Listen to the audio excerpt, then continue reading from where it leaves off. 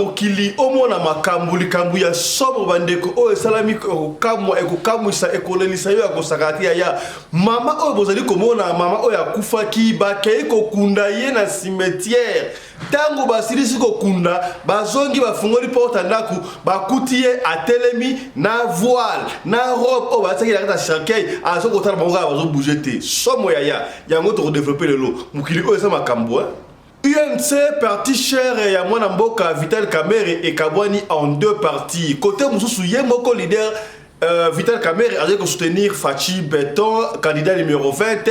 Ba partisan Moussou, to ba cadre Moussou, ba kaye ko supporter, to ko soutenir Moïse Katumbi. Finalement, on ne comprend pas pour la ligne UNC et Kabwani. Mboko ba cadre a pessi ba raison oyo et ça dit que va soutenir Moïse Katumbi. Le comité de crise de l'UNC demande de voter pour le candidat Moïse Katumbi, numéro 3, pour des raisons ci-après. 1. La destruction de l'image de notre leader emblématique, Vital Kamerhe. 2. L'hypocrisie de la haute hiérarchie de l'UDPS à l'endroit de l'UNC. 3. Le non-respect des accords et promesses non tenues. Totika la kaka na makambu ya République démocratique du Congo poto bisayo boye cardinal Ambongo aza triste a regretté la ba propos oyo ministre intérieur mwana mboka Peter Kasadi atena qui par rapport ya ba propos oyo cardinal Ambongo misaki pour l'élection alobi na grade to titre oyo Azoko incarné le rôle du ministre intérieur a que ça va réaction de moité cardinal Mbongo a l'éli pour la Peter Kasadi na Denis Kadima. Ben, j'ai suivi avec tristesse la réaction du ministre de l'Intérieur que je respecte. Voir un haut responsable du pays réagir de cette manière-là à une déclaration d'un pasteur qui attire l'attention de ses fidèles sur la vigilance et sur l'attention qui s'impose en pareille situation, je me dis c'est très grave.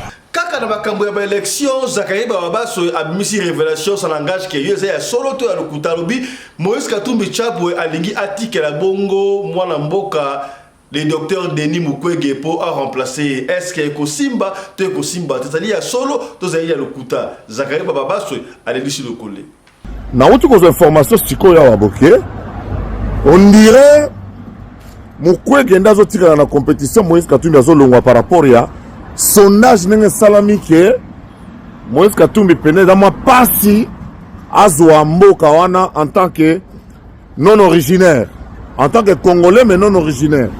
Faut ça la nuance. Azana passeport congolais, neti nazem, neti veragi, neti batuyo surtout to na ba neti chalupa nenga la nango na bana na ye, mais bazala congolais d'origine te.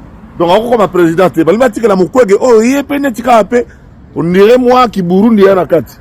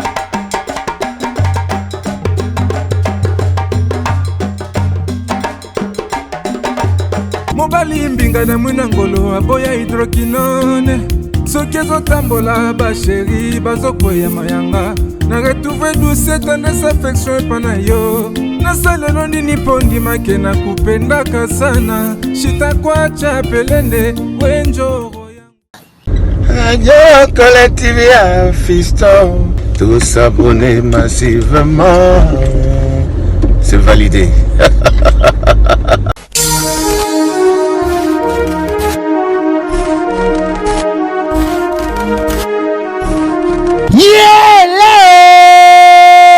Kinshasa yokela ngai eloko oyo di bino batu bozalaka na posa ya kopase babon moma na babon séjour na bino bopesa confiance na Genesis Hotel po batieli bino bachambre ya kalite oyo eza na baclimatisation ya kitoko bambetu ya somo na banorme international eza mpe na baoreiller de rêve ebongo badouche na bango soki okoti ndeti kaka oza na mikili ya poto soki oza na kati ya Genesis Hotel wifi kutu bosana na yo po kokota internet ndeti kaka oza na Paris po kaka baséjour na bino etikala inoubliable grâce ya Genesis Hotel okanisi esili tintin awa na Genesis Hotel atieli bino salle de fête salon Congo pour na ba mariage ba conférence ba réunion pe ba anniversaire de rêve na bino batu nyonso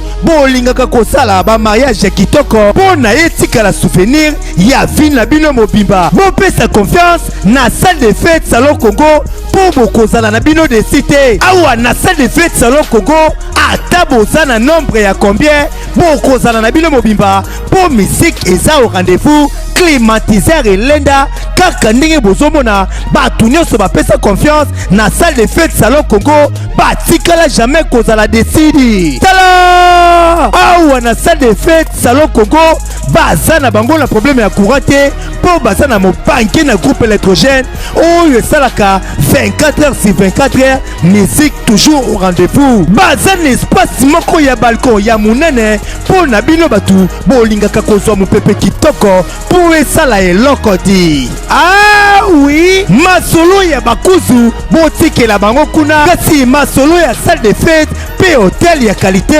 botikela Genesis Hotel po awa soki okoti lokola kaka oza na paradis kidimie otuninga ya adresse ezwami wapi zwa papier na stylo po koma Genesis Hotel ezwami na commune Kasavubu avenue Kandakanda numéro 8 oza na yo mobimba to pebenga bango na ba numéro oyo eza affiché na ba poste de télévision na bino okozala jamais desi ah Genesis Hotel bandaka lozalaki wapi tala ndenge ba congolais basali ba mariage na bango na ba salle de fête ya Mwanza pe ba séjour na bango na ba hotel oyo ezangela tina o tolobaki te tolobi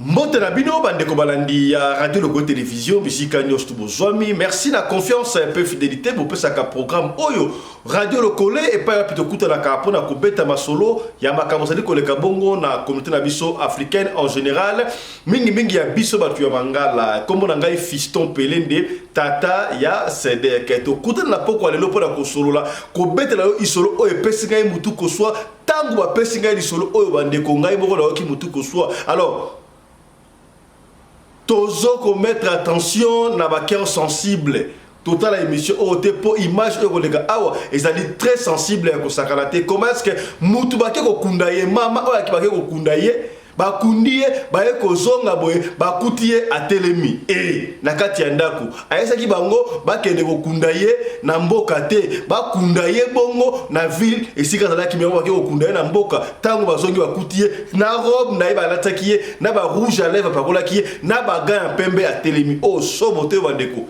et kibangi singa ikamba boyi makabele kala mokili zali somo kasi avant to ko makuna tika to développer no ba titre o moni bongo na sommaire na ko profiter na bisa yo avant to banda sala bongo un clin d'œil window shopping na Michael Josh ozali sponsor ya chaîne oyo kota la chaîne ya Michael Josh sala window shopping pona ba article oyo lingi ça la commande na yo okozwa livraison jusqu'à domicile. Moi na mboka o ali kotombo la bende na biso na mboka ya bapaya. Merci na Genesis Hotel moko ba partenaire na biso soko lingola la kitoko fête la kitoko osala mariage conférence de surtout yakabongo na Genesis Hotel. Voilà, un clin d'œil spécial na Tony Massoudi depuis Durban. Voilà, il y a eu Tony Massoudi. Mbotela yo Tijon Lushombo ya Mama Fran, hein, depuis Johannesburg et Kendaka Ndengoana. Voilà. Bon, remarquez un na sommaire ya lelo to kolobela mingi i politique ya mboka na biso papa Fiston alobi oza émission politique te moto ka éclair d'œil to ya ka pour fungula bino esprit pour ali émission ya éveil ya conscience to bien OK na République démocratique du Congo bazali bongo ko préparer ba pendant notre na tango ya campagne électorale. Alors batuna batu bali ko sala promotion to propagande ya candidat na bango bebi na politique. Tous les coups sont permis, à part Yamabe, Sikaboy, Baliko Tirani. Alors, Bisso, na Moussala Autopona, Yako Informa Kabino, Makamoseli, la communauté na Bisso africaine, particulièrement à Bisso Batu Mangala, Yambo, Tombete, Roli Solo, Salami, Tika, tout développé au Bomoni Bongo, na sommaire Rwanda. Tout est bien que Basala qui coalition entre UNC, Union pour la nation congolaise et à Vital Kamerhe, Mwanamboka, Basangana Kibongo, na Mokonzi Yamboka, Tope IDPS, Basali coalition, SIC dans mandat à Liboso, deuxième mandat, tout le monde Vital Kamerhe a fallu continuer à soutenir le chef de l'État, Félix Antoine Tshisekedi, malgré les cas qui ont et les cas qui va procès sans jouer conso, on a dit qu'on continue. Kasi, à notre grande surprise, tout le monde va cadre Moussou UNC Balobi, Bango va soutenir Mwanamboka Félix Antoine Tshisekedi, Baké ko supporter, to ko soutenir Bongo Moïse Katumbi Tchampou. Cela veut dire que UNC et Kabani ont deux partis. Cadre Oyo a pessi ba raison pour nani Baboy ko soutenir Félix Antoine Tshisekedi, Baké ko soutenir Moïse Katumbi Tchampou. Landa. Communication de l'UNC. Mes chers compatriotes, le comité de crise de l'UNC demande de voter pour le candidat Moïse Katumbi, numéro 3, pour des raisons ci-après. 1. La destruction de l'image de notre leader emblématique, Vital Kamerhe. 2. L'hypocrisie de la haute hiérarchie de l'UDPS à l'endroit de l'UNC. 3. Le non-respect des accords et promesses non tenues. 4. La souffrance de la population grandissante avec le taux d'échange $10 à 27 000 francs congolais. 5.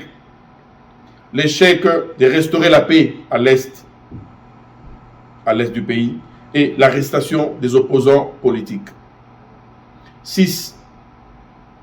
Les vols institutionnalisés, caractérisés à tous les échelons.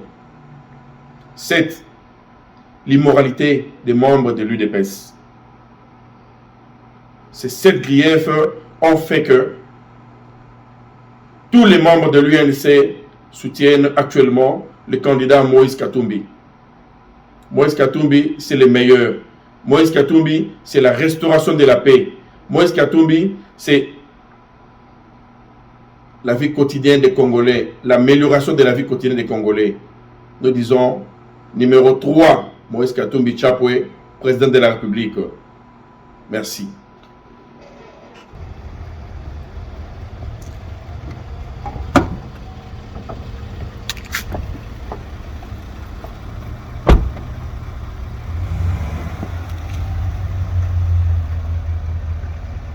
Cardinal Fridolin Ambongo alobaki yango ba yebina nte soki ba élection e kosala le 20 décembre oyo ata soki esalami bazali sur te que et kosala dans de bonnes conditions. Ministre intérieur o azali bongo garant ya ko veiller makaba ba élection ele ka très bien ba propos na ya tenaki contre Cardinal Ambongo a se peine nangote a regretté ye a l'électorat tata mokonzi ba catholique a zongi lisusu na etandoike po ya ko pesa réaction a ko manifester regret na ye par rapport ya mutu oyo azali ko jouer rôle ya ministre ya intérieur mwana mboka Peter Kazadi.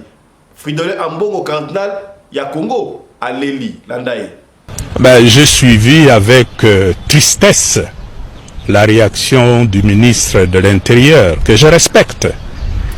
Voir un haut responsable du pays réagir de cette manière-là à une déclaration d'un pasteur qui attire l'attention de ses fidèles sur la vigilance et sur l'attention qui s'impose en pareille situation, je me dis c'est très grave, sa déclaration.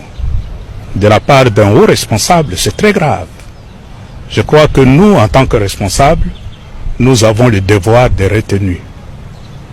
Et ce que je constate de la part des gens de la rue qui passent leur temps à insulter, qui passent leur temps à ridiculiser les autres, ça devient très grave si on trouve ça dans la bouche d'un haut responsable du pays qui, par surcroît, est le ministre de l'Intérieur et le garant de la crédibilité du processus électoral.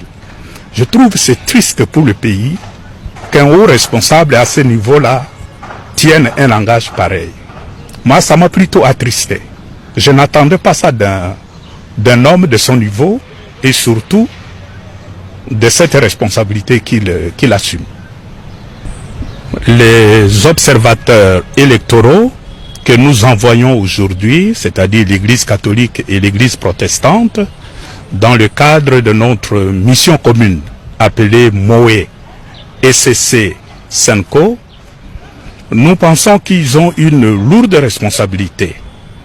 Responsabilité vis-à-vis de la nation congolaise, parce que de la crédibilité de l'observation dépendra aussi la réceptivité du résultat électoral. Si tout se passe bien, le gagnant aura le droit de se réjouir parce qu'il a gagné. Le perdant sera triste parce qu'il n'a pas gagné, mais au moins au fond de sa conscience, quelque chose lui dira, oui, tu n'as pas été élu, accepte d'avoir perdu et prépare-toi à la prochaine élection.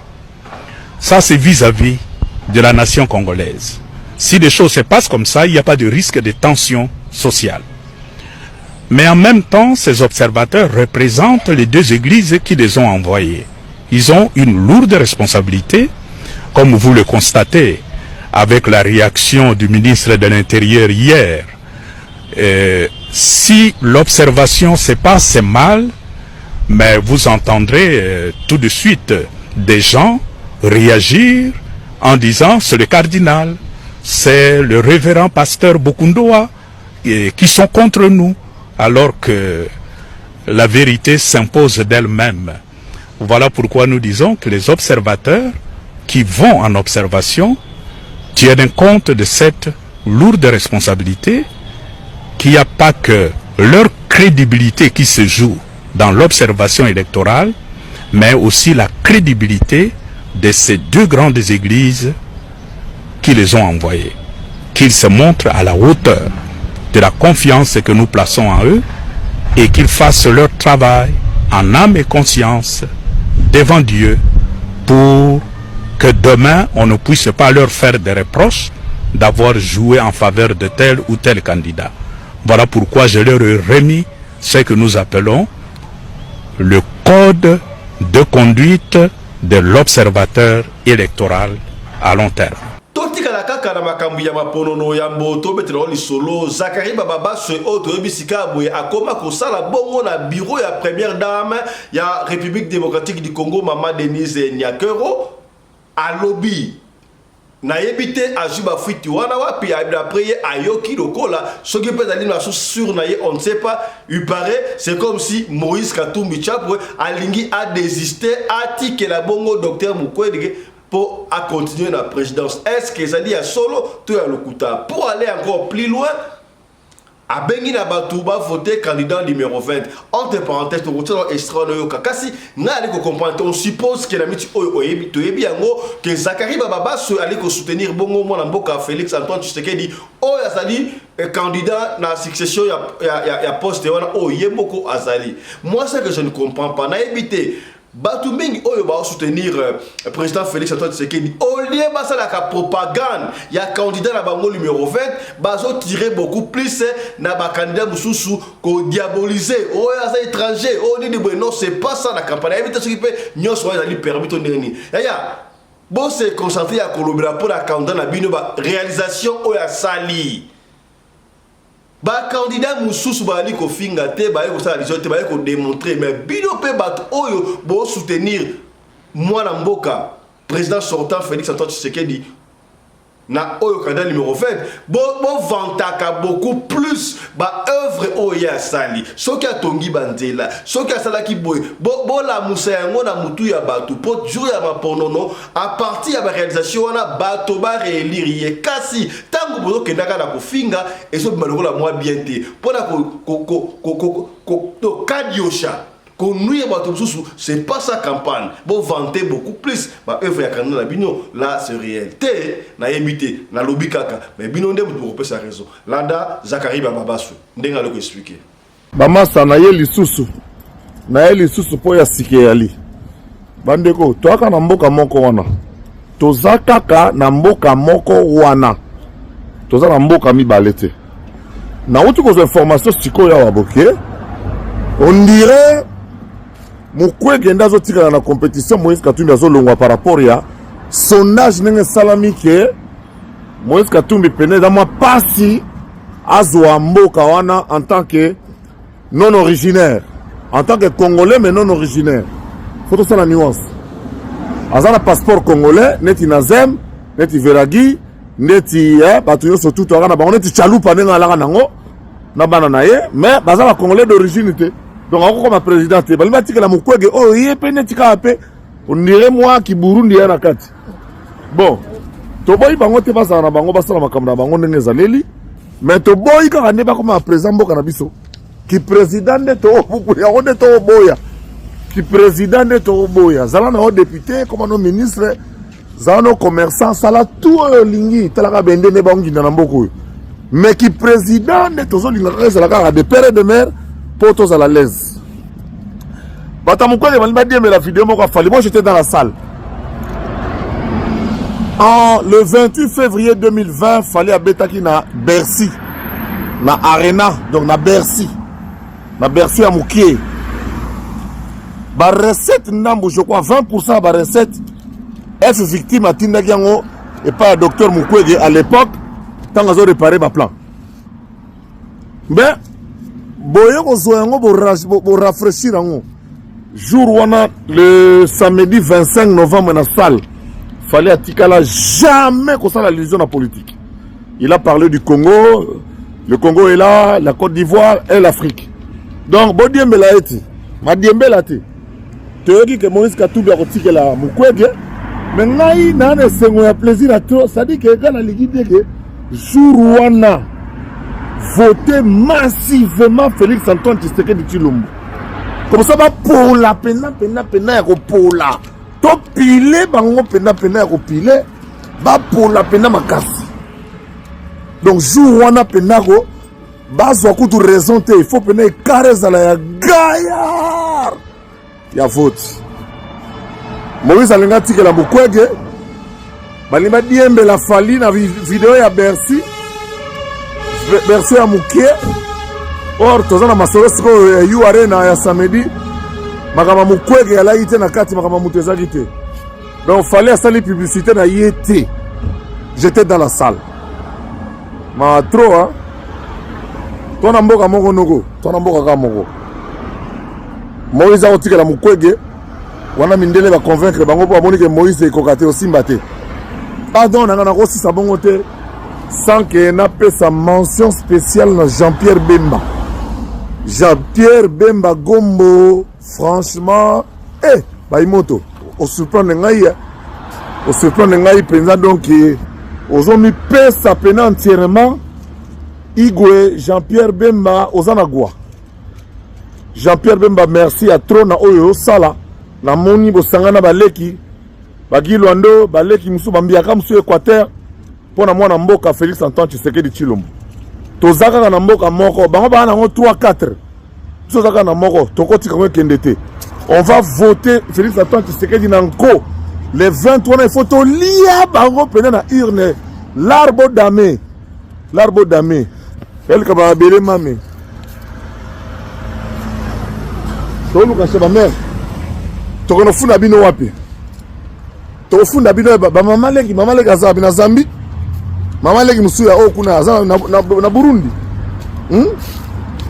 Fati to funda yo to funde pa non te vite place to funda yo zango sérieux Jean-Pierre Bemba merci Jean-Pierre Bemba merci à trop Baimoto merci yo yebi na sepeli ma Pierrette en tout cas moi na pena azolanda lokolo ndenge papa na ya lingaki ko salisa mboka ndenge ye moko pazo bunda pona mboka basagana ndeko ne Félix Tshisekedi alakisi ye pena ke bolingo ezali bolingo mboka po to aka na mboka moko baba na 8 pardon mbadi pardon mbadi votez 20 dit votez 20 merci.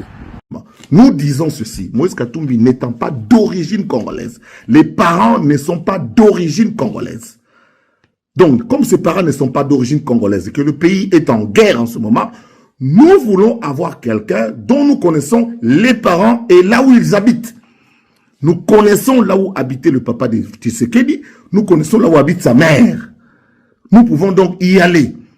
Mais nous n'avons aucune indication de là où habitent les mamans Leki de Moïse Katumbi. Nous n'avons aucune indication de là où habitent les Tata Kouloutou, les Tata Leki de Moïse Katumbi. Nous n'avons aucune indication. Nous n'avons aucune indication des parents de maman Karine Katumbi. On n'a aucune indication. Mais nous avons les indications nettes de Félix Antoine Tshisekedi Tshilombo numéro 20. Voilà pourquoi je reviens, encore moi, parce que je suis au rendez-vous de l'histoire de ma vie. Et j'assume totalement tous mes propos et je les remets dans leur contexte historico-temporel. Pour dire que l'interview réalisée en 2008 n'a rien à voir avec la campagne électorale en cours, qui se termine le 20. Donc, si vous voulez prendre Zachary Barabaswe, pour beaucoup de ça, il y a soutien, on a mis l'ongoli mbangu. Parce que c'est qu'on a retenu Félix Antoine Tshisekedi Tshilombo. Mais devenir président dans notre pays, nous disons non. On ne votera pas pour lui. On va voter pour le numéro 20 parce que nous voulons consolider les acquis et nous voulons avancer avec quelqu'un dont on connaît les racines et qui nous rassure. Qui nous rassure, Félix Antoine Tshisekedi nous rassure. Nous rassure pour la continuité, pour la possession de notre pays. Oh, Salami, et je le répète, je l'ai dit sans gants, que Bamindele va 4 milliards de dollars à peu près. Bah, convaincre Matata Pogno à tirer la Moïse Katumbi. Bah, convaincre Tina Souka Boyoka Mukwege à tirer la. Bah, boy Martin Fayoulou, parce que Martin Fayoulou, bah, il Martin Fayoulou, à Roundi Maté. Martin Fayoulou, comme le bani. Ceux qui vont voter pour Nangate, pour voter pour la Congolais, en fait, Martin Fayoulou, il va voter, Martin Fayoulou, il va voter Tshisekedi. En fait, Martin Fayoulou, il va voter pour Tshisekedi.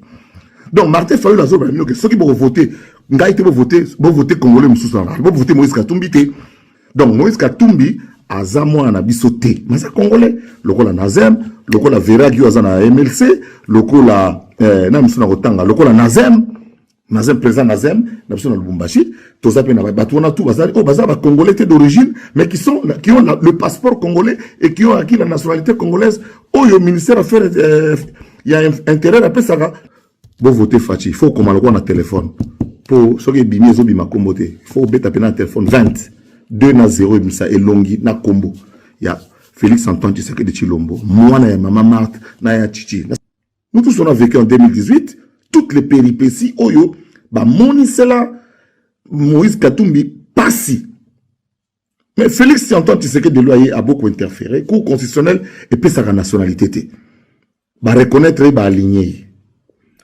Argument za bouillé. Mboka Congo, il y a un problème. Mboka Congo, il y a une guerre. Mboka Congo, il y a une convoitise en ndenge na ndenge. Tokoki kotika yango na maboko ya mutu o ya une nationalité congolaise ya rozwate parce qu'il y a un d'origine T. C'est ça l'argument. Ça n'a rien à voir avec le gouverneur de Katanga. À cause on a même gouverneur. À cause on a même gouverneur. Mais président de la République ndé Ngai naza parmi bato balobi que Moïse Katumbi ako comme président de la République te malgré azana ba talent azana ki manager ya makambebele ayebi ko fulu kisambongo na yebi Abongisa Mazemba qui est partout, mais président de la République, c'est très dangereux. Parce que, à la nationalité congolaise, il y a acquisition. Parce que, mon père est juif, grec juif. Maman na tantôt zambienne, tantôt boué. Bon, na mon chef m'tire aye koloba kuna ki bona. Mais la vérité est connue. Moi si na ye maman Karim, o azo banga ko lakisa na misa batu. Azo ngotambola na été. Aza tuti Burundi, Rwanda. Na ba condition ya bongo ne toza na guerre boye. Yango na batu ko biso. To telemi to lobi non. Moïse Katumbi peut tout être à cause à député, à cause à sénateur.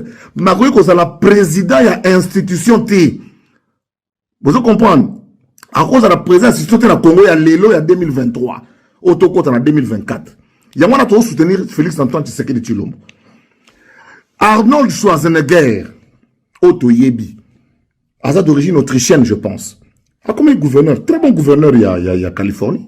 Très bon gouverneur. Mais, lorsqu'il s'est agi, Azala, Akoma président Amérique, il dit non. Yémorope Arnold Schwarzenegger, à qui vous trouvez comme agité? C'est ça que nous avons demandé à Moïse Katumbi. Aza n'est candidat. Mais tu voté était parce que Aza Congolais était Yamobimba. N'est-ce pas Luka? Parce que, en plus, moi, si je pas sous, avec renforcer sous sentiment, c'est l'histoire comparée. Alors, je voudrais simplement vous demander, vous qui êtes en panne, il y a des arguments pour justifier soutien à Moïse Katumbi, pour se défendre. On parle bien dans ces 27 secondes-là de gouverneur Moïse Katumbi Tchapo. C'est une émission de 45 minutes, vous êtes ridicule. Vous prenez 27 minutes dans une émission de 45 minutes, vous voyez ce que ça veut dire? Vous êtes ridicule. On sent que vous n'avez pas d'argument. Donc je voulais vous apaiser pour vous dire que l'argument que Bato ya Moïse Katumbi bazozoa pour na diembe la zak le roi na moto na ngai bozo pe la boy. Ba diembe la ngai pour pas justifier ko to Zakaria lo baka ke Moïse Katumbi oui gouverneur akoso ngane be gouverneur. So ba katanga so ki ba o katanga bandimi akoso mse gouverneur. Mais président de Tobo ipo toi na guerre, toi na besoin de la mutu moko sur to ebike tinenga koti wana ko ondimate po to go funde pa mer na ba. Moïse Katumbi ko pa Maman Maliki. Maman Maliki baza wa. Bananga ma frontière. Alors parlons bien. Alors nazawana après boyibika ngait o tchena tchel so un argument to kuta na contre argument oye gentil to ke gentil débat naza après un débat ya Swahili Chiluba ki Congo Lingala français anglais na au débrouiller. En fait en réalité Chichi eza Félix, hein. Ya Chichi, bah, tu n'as pas pu papa na comme ya Chichi. Pour akomisa biso. Là, c'est une révélation moro lelo. Parce que là, on a Chichi ou t'en as étudiant. Et président a étudiant yeyo. Première jeunesse, il y a eu de PES, 1989. Jeunesse, il y a eu de PES. Conférence nationale Koutouna Nouté. Consultation populaire. Je parle sous le contrôle à Mobake. Pour papa Nabiso, maître Moukende a accueilli d'heureuse mémoire. Bah, te belé bazar na boyebi que Zak la fils maison. Première jeunesse a eu des pèses, yango ezoloba. Zakari Bababas. J'étais là. Manda quoi na 10e rue. Ma Martine Gazana ebi, oh Zakari. Oh Elombe. Oh Mbinga. Bah, étudiant. Ya Chichi. En fait, en réalité, papa Etienne Tshisekedi Azali Chimou. Tshisekedi Wamulumba. Mais oui, Etienne Tshisekedi Wamulumba. Donc, Azali ya Chimou. Mais ya Chichi Yeyo. Chilombo, Tshisekedi. Qui a compris?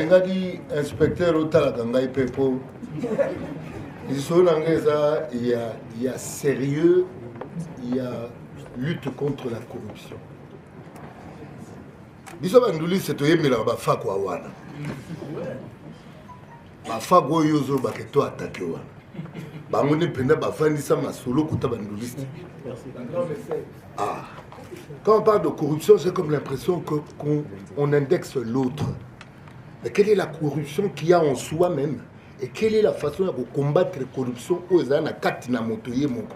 Et bien, IGF, aux côté civisme, aux côté mon Christou. Pour le combat de la corruption, il y a moto. Là, sincèrement, ça fait un moment nazo analyser Congo. Parfois, je pleure. Les gens qui sont censés mener ce combat sont eux-mêmes corrompus. Mais corrompus-ils à moelle? Ngala musicien, il n'est pas benga ya mokili. nakoko kotisa bangulu na voyage na nga te me noka bamisa bakristu bamema bangulu siko yo oza mokristu ya kristu akopi mpo. Attends, le problème de la corruption est sérieux.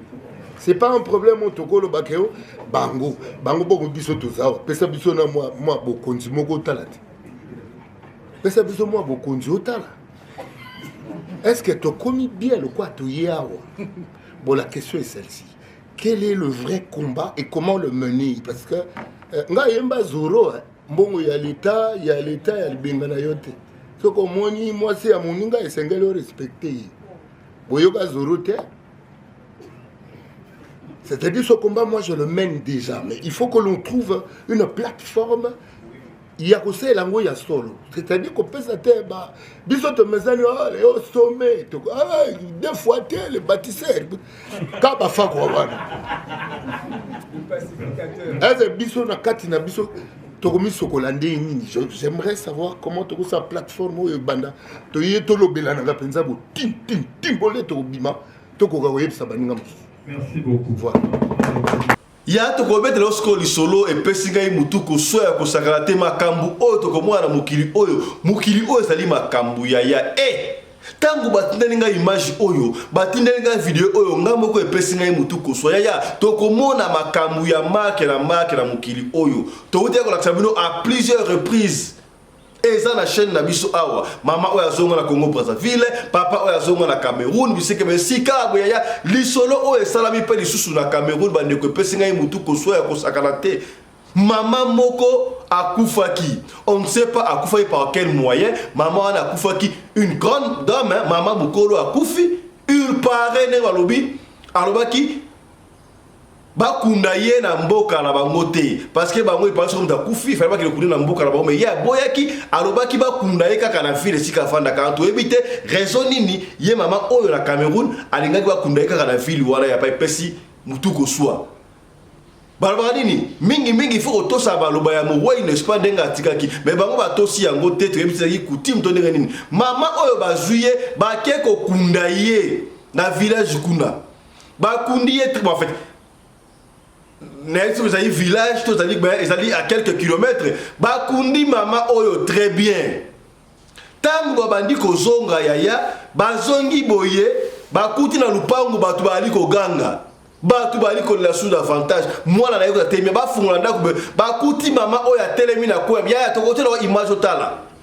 Mukeza makambo mokili eza makambu papa ya Suisse ozali wapi yaka na ko expliquer biso awa papa ya Londres ozali wapi yaka ko expliquer biso frère Johnny wapi yo mbote na yo esiko ozali boya ko expliquer so makambu o epesi ngai mutu ko swa eza nino juste ezali nino juste tika to benga no frère Johnny a expliquer biso likambu oyo eza nini au juste mutu oya kufaki aye ko zonga to ko benga frère Johnny à l'improviste a évité que tu rebenga ya l'improviste mais il a expliqué biso likambu oyo amoni ya ndenge nini ya bokena ko kunda mutu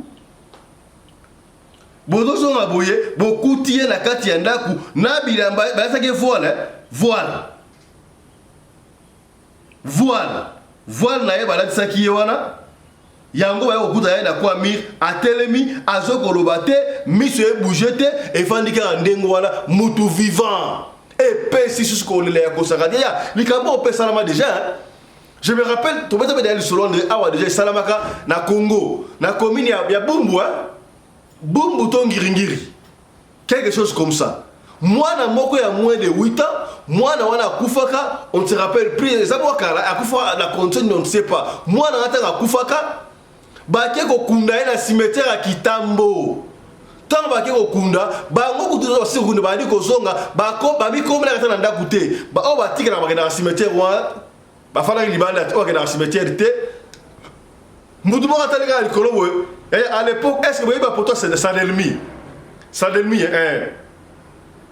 mutu mo katana oh mais bota likolo wana mwana o do tikolela o bake ko kunda ye wana likolo te ba moni mwana wa likolo ya poto ya Sadelmi babenga kita mwana abe ono mwana kita ezate mwana kita ezate nini mwana sokolo babaki okunda yeko na yeba moni likolo ya poto ya Sadelmi wana toloba nini ezali nini kindoki to journée au coup faut que quitter qu'est-ce qui ne va pas surtout à moi na eu surtout ce que ça mais moi na wana zonga ndengwana so ba kilisa epé on ne sait pas to ko benga frère Johnny po makamu oyo nga epesi ngai mutu ko swa frère Johnny a expliqué ça frère Johnny mbote na yo to aussi yo pena l'improvise ça en direct wana to beta di solo awa epesi ngai mutu ko swa to beta di solo mama moko akufa ki na Cameroun batie na sirake balati voile ndenge zalaka mama wana lobaka bakunda ye na ville na mboka te sika vanda kame coutume na ngoso kesenga so muta kufi bakende kokunda ye na mboka bake kokunda ye tango bakundi ye sika bakende kokunda za pepe 1 heure d'ita aller retour moins 2 heures tango bandi kosonga basongi bakuti mama wana telemi na kati ya ndaku na robe voile o balataki ye na bagan donc ebembe telemi tout droit pela batemi afungu so otana bango bato balelo abino o bengela so frère Johnny tout ne so frère Johnny kamwana ko sa ni frère Johnny qu'est-ce qui ne va pas ndeko wana ba bomaki ye est-ce que zongi pas kundi est-ce que ba kunda ite qu'est-ce qui se passe frère Johnny expliquez moi ya ebembe sa nini ne telemi eza mutako kufa akuti ya zongi atemi na kwa mimi na kati ya ndako na salon bato ba otala wala image yango to otala siko to mona bra image yango otala ya monde de ténèbres est compliqué papa nanga monde de ténèbres donc d'abord maman nazala ki pe mutamisala mabe yimo ko za ki mutamisala mabe donc et salemi bongo ils a monde de ténèbres très complexe monde de ténèbres très complexe ndena lobaka toujours bazali na ba tactique tellement ebele ngana ebi maman moko na Kisangani maman moko ya biso ba congolais na Kisangani bata Kisangani ndena zolo ba yebi mama wana ba o baza bata wa 1900 bata wa 2000 mama wana azaki abanda kola musabi bembe toki mutu akufi boye ya koya atali bembe babino ebembo akufi na ete batie pe mané quelque part bakosombele masanga et puis banda kobetela ye bambunda akotambola akena zamba na batu wana akati likasa moko oya kokata aye nango na ebembe na moni lokola suka na lisapa munene ya ebembe ya droite soka sopi mai wana kaka pa ebembe fo telema mais maman wana abongwana pour le moment de toujours babwe azosambela na nzambe malamu mobali na ye to kutana na bango na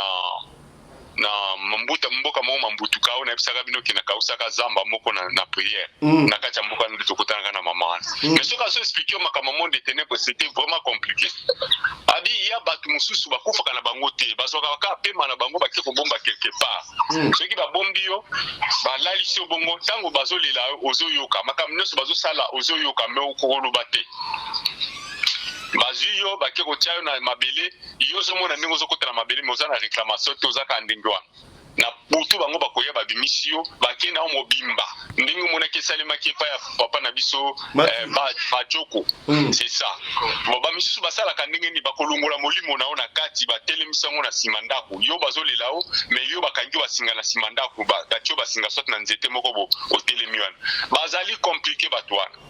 Donc vraiment, ça peut se faire. Kaka maman osiko yo yalo ba kunda na la ville, baki okunda na mboka, siko ya zongi na yende ngwana. Siko yo oya zongi ezali pena ye mutu to bolimo parce que vidéo yango tota la vidéo pena yango yo mama pena donc kaka omonde bataka na cercueil, ata ki voile baki okunda parce que kaka na voile na yowana na bagan atelemi tout droit na ba rouge à lèvres bouger té mais aota la siko aota boui. Wala za nini? Eza mutu mususu te. Donc on a fait normal hein. En fait c'est normal so il faut rater. Des fois ça arrive que bando kinwa bomba kabati mususu basala ka ba mistake abomi mutu mais mutu wana azana esprit moko ezali élevé ya donc façon ya molimo mutu wana bando bako ko maîtriser yango te. Nde ba biloko ani sali milaka bango.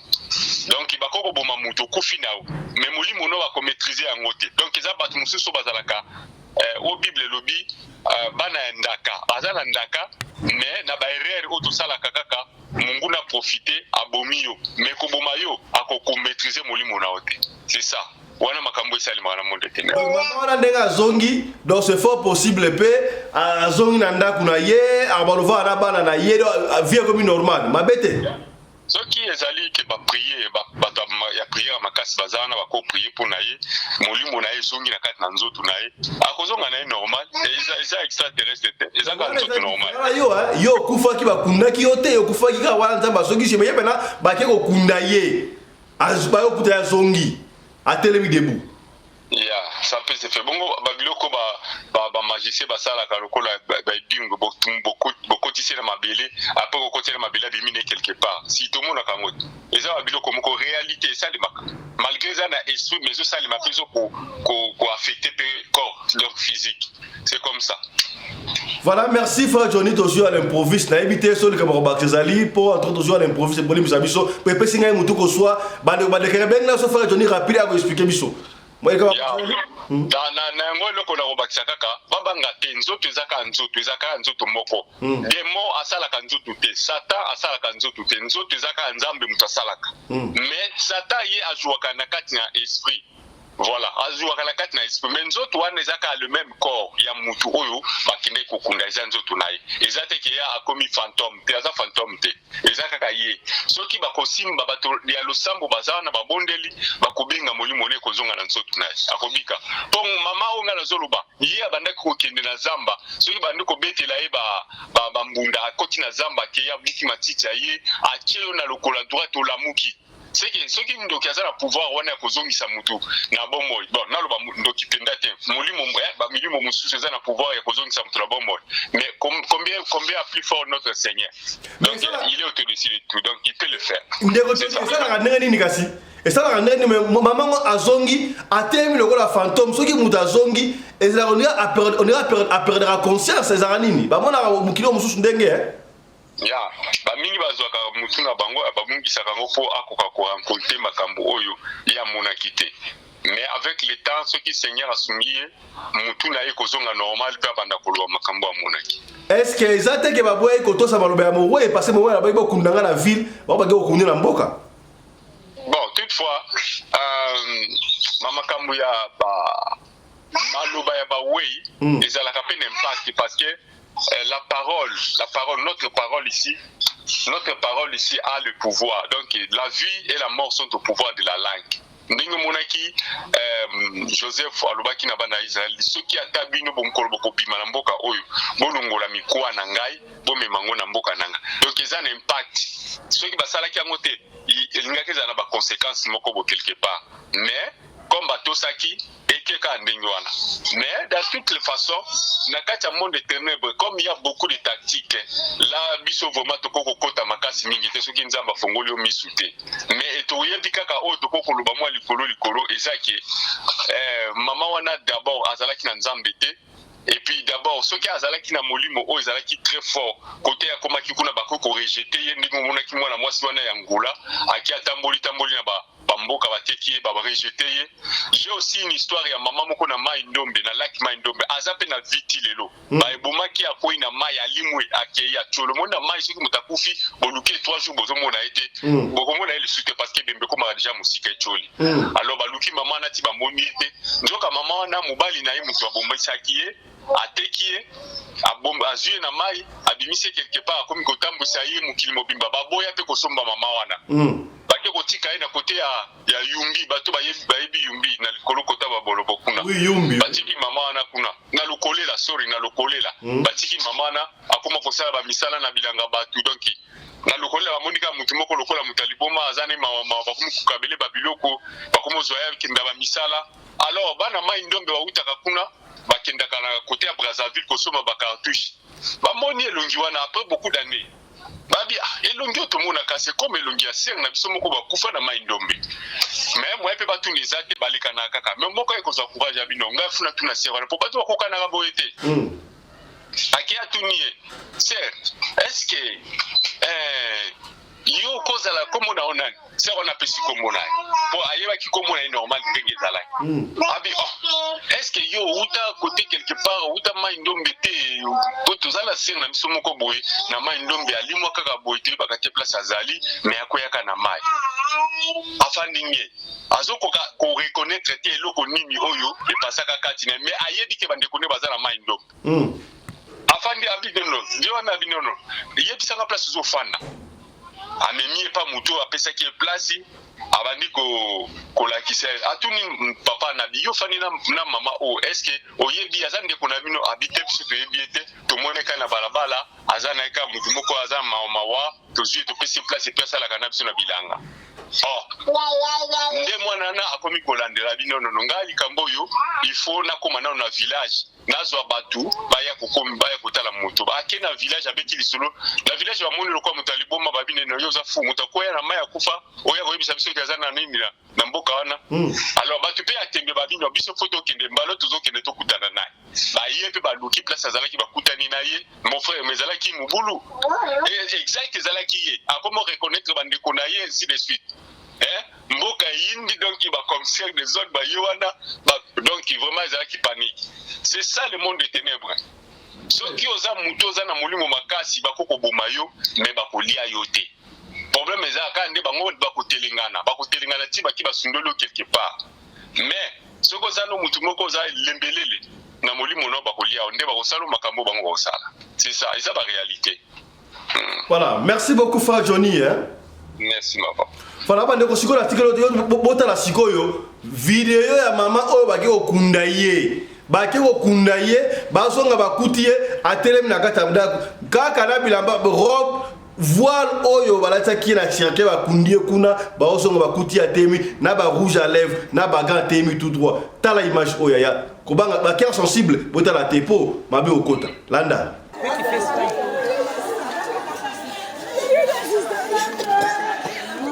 Voilà, je crois Bolandi mukili oyo eza na makambu bandeko. Mokili oyo eza na makambu ya kosaka de tala makambu ya buya. Donc mona makambu ya marque la marque et salami na Cameroun. Ba pays africain ba makambu. Vidéo mo salami na Cameroun. Pa o doit no papa oyo azongaka ba yoko tike na kumbiti wapi ndako na yo ndako ya ngwa et salami peka Cameroun. De ça makambu somo en tout cas, tu vérifies le solo à moi, oh, salamana, na boum, sope boum, sope ngiringir, oh, bakundaka na cimetière ya Kitambo. Moi, na kola, ton nengenini. Mais bon, qu'est-ce que je frère Johnny? Et ça, par exemple, ça, les gens, nyo surtout, wana, tu bête à la personne pour la banque sayote, mais pour la couper au kaka. Mouti à l'osambo. Tango moussoupe, maman, oh, zongi. Bon, frère, tu n'as bien, on s'appelle Moussala, on ne sait pas. Moussoupe, on s'appelle Moussala, ma bête, ba koki payete. Pour frère Mathieu, on a kenda. Mathieu va jouer à kenda, on a tête, à vos saganate. Trois ans, tu vas bengana ya zonga na mukili. Papa, ya Suisse azali wapi? Est-ce que open na kenda ki ona do ya komi kuna parce que papa azonga na Cameroun wana, papa na koti kuna akomi ba opia misala wana ngata fuck off aboyile misala wana alinga na ya kuzonga na ye. Papa na zonga ba bengana ya zonga. Mais maman a pesi ba compétente. Donc maman ba kundiera bota ba zonga ba okuta déjà wana telemi. Makambo na mukili ya partager mission. Partagez pour makambo ya somo na mukili oyo ndimela ngai somo. Tala moi les solo muké to bombela ki yon après-midi yango. Partagez pour on a radio le coller et c'est la vérité pembe na pembe. Ndeko moko azana 0 plus 44. Atungisi butu mobimba ko finga no yo radio le coller on lo braba lokuta ebo ndeko atungisi makasi soki omoni ke ana radio lokoli to lobaka makambo ya lokuta oza ya sote ndeko alors retire-toi kotala ka biso te po oza ka pembe na pembe to yebisa bandeko po bazwa position to betaka basolo po na ko nuire batute po na ko sunga esika ndeko akweki yo okoya te nde objectif la biso yango soki omoni ke baso to betaka awa intéressé au te s'il te plaît ndeko yo otali émission te partager quand même pas soki to ba ngote soki intéressé au te mais intéressé ndeko mo songolo esika moko pakala te c'est que bien et que na randengo ndeko na yebi to la li papa to po la li maman me tiana se awa na radio le coller biso finga kate tout ça va mbwa ke la te biso za pembe na pembe pe awa et de la famille remember vous se rappelez le collé avec la mutu moko te liboko moko te de maboko c'est-à-dire l'union fait la force partagez merci na Chris Laris Pelende réalisateur de l'émission Oyo yena assistante na Winnie Laris Pelende merci na Claudine Laris Pelende ozaki bon na script nous avons déjà sous la coordination il y a Mama Rena Umbi Laris Pelende la femme à la taille d'un tige spaghetti ni courbure ni virage merci na Michael Josh, sponsor officiel de l'émission Oyo. Merci na Tony Massoudi. Merci na Genesis Hotel. Merci na maman Emilienne Mboma et papa Richard Watuzola. Maman Nabiso, vous comprendre? Maman Vicky Samba. Voilà. Et qui n'a qu'à wana. Vous comprendre? Mbote la bino, vous avez belé bande quoi radio le collé gold. Vous avez kanaté. Vous comprenez? On est ensemble. Vicky Mabonza na Sénégal. Mbote na yo boza et belé. Tout kuta na awa pour la conduire pour la kobeta ma solo ko sunga. Et si ka de quoi qui yo okoyate. Mama Angélique mbote na yo Baraka King Gold. Mbote na yo Bento Chimbungu. Mbote na yo Brunel Ewala. Mbote na yo Chouchou. Mama Chouchou Kizeka, voilà, la femme forte, Mbotenayo, Boza Ebele, Koïse Kaniki, Mbotenayo, Colonel Baramoussa, voilà, Colonel Baramoussa en Espagne, Mbotenayo, Boza Ebele, Koukou Kassoti, la UK, Mbotenayo, Boza Ebele, Gamin Gold, Mbotenayo, ingénieur Elvis dans Lubumbashi, Mbotenayo, Jean-Claude Matondo, Mbotenayo, King Gigal, Mbotenayo, Boza Ebele, Papa Luc, République Tchèque, Mbotenayo, Boza Ebele, Maman Angélique Kala, Mbotenayo, Maman Chantal Zola, Mbotenayo depuis Italie, voilà, Maman Philomène, Mbotenayo, Maman Philomène, Boza Ebele, Maman Marie-Thérèse des États-Unis, Mbotenayo, on est ensemble. Mboyo Léopard Diche, Mbotenayo Mboyo. Nancy depuis les États-Unis, Mbotenayo, overdose. Je vais tata céder quand je vais soutenir Maman overdose. Vous avez bien, c'est que bien. Voilà, Rachel Mélanie, Mbotenayo, Papa Richard Watuzola. En tout cas, Boza Ebele. Voilà. Nani o totangi batu nyo surtout voilà boza ebele ba de comme souba nga batika la anonyme totanga ba komona bango te bisto to évoluer ndengo wana vous comprenez radio le collé et kenda ka ndengo wa soki de ka pas fisto totanga komona ngaite nga nazala anonyme c'est bon Rit Ambamba petite sœur propre comprendre ba petite o sokola 15 sur la journée Tokoloba pour l'anniversaire na yo. Maman Suzanne Massamba. Ah, Maman Suzanne Massamba. Mbote na yo, on est ensemble. Maman Adélia. Yaya Balek Belé. Vous comprenez, Maman Adélia. Et Kendaka Ndengo wana. Voilà. Portez-vous bien. Santé de fer à tous. Chap chap. Et tchara. Kasi ya mbote de faire pas titre. Oh, j'allais couler liboso. Tika. Torbano boy. Yaya. Sponsor na biso ya Sika. Michael Josh, au moment où montre montre à Michael Josh, marque déposé à moi na mboka. C'est-à-dire que ça na mboka aux États-Unis d'Amérique bandeko. Donc mikolo yo biso na radio lokolo kaka boy. Yaya, to ko changer ba montre le la film. Tala ba montre yango.